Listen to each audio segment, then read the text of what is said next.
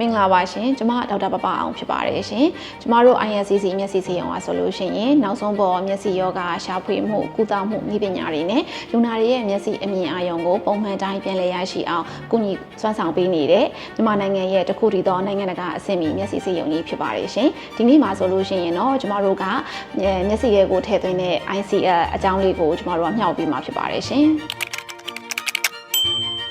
မျက်မှန်ပါဝါလည်းများတယ်။မျက်ကြည့်လွှာပါလို့လေဆာနဲ့ပါဝါလည်းဖျောက်လို့မရဘူး။မျက်မှန်လည်းဆက်ပြီးတော့မတက်ချင်တဲ့သူတွေအတွက်ဆိုလို့ရှိရင်တော့ ICL နည်းပညာကနောက်ထပ်ထပ်ပေါ်လာတဲ့နည်းပညာတစ်ခုဖြစ်ပါတယ်။ ICL ဆိုတာကမျက်လုံးထဲကိုမှန်ဘလူးထည့်သွင်းပြီးတော့လေးစစ်လောက်ထားသလိုမျိုးပဲလောကကြီးကိုမျက်မှန်မပါဘဲနဲ့ HD version နဲ့ပြန်လည်မြင်နိုင်မှာဖြစ်ပါတယ်။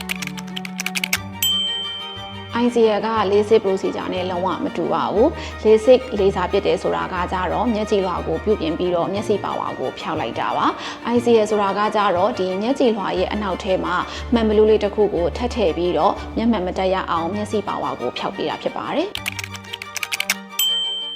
လုံးဝမကြပါဘူးနှလုံးတစ်ဖက်ကိုကြာချိန်က15မိနစ်ဝန်းကျင်ခန့်ပဲရှိပါတယ်3 mm လောက်ရှိတဲ့အပေါက်ကလေးဖောက်ပြီးတော့အဲ့ဒီအပေါက်ကနေပြီးတော့မှန်ဘလူးပျော်လေးကိုအထက်ကိုထိုးသွင်းလိုက်ပါတယ် procedure လုပ်ပြီးသွားပြီဆိုတာနဲ့လုံးဝမျက်မှန်မလိုဘဲနဲ့လောကကြီးကိုရှင်းရှင်းလင်းလင်းစက္ကန့်ပိုင်းအတွင်းမှာပြန်လည်မြင်နိုင်မှာဖြစ်ပါတယ်ရှင်